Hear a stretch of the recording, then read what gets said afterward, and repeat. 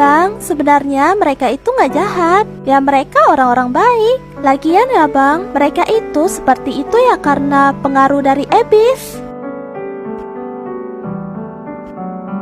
Bang, Gak tahu, males. Ya, sejak saat itu mereka ini jadi punya pandangan yang berbeda. Si Rafa ini tetap percaya ke orang-orang dan ngasih mereka anugerah kayak biasanya. Sedangkan si Sugra ini makin lama itu makin benci lah sama orang-orang. Dan gimana pun juga, mereka ini nggak bisa saling ngebujuk satu sama lain. Dan mereka ini tetap berpegang ke pandangan mereka masing-masing. Dan hal itu pun ngebikin hubungannya mereka ini jadi makin merenggang.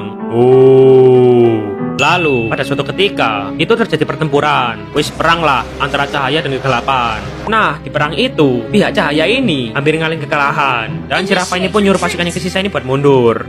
Nah, tapi si Sugra,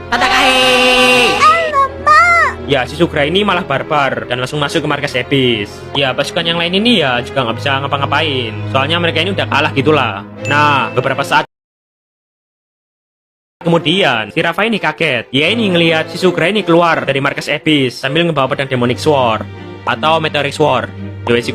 Ya, di saat itu si Rafa ini ngeh kalau itu bukan lagi si Sugra yang dia kenal. Si Sugra ini kayak udah tersesat.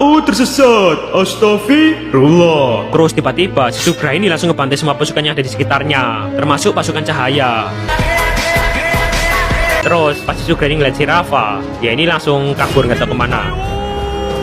Dan ya, sejak saat itu, si Rafa sama si Sugra ini pun berpisah. Abang.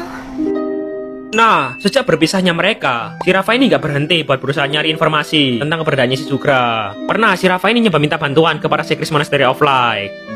Pak, tolong Pak, abang saya hilang. Kasihan saya dong Pak. Nanti kalau ketemu aku kasih arah-arah deh Pak.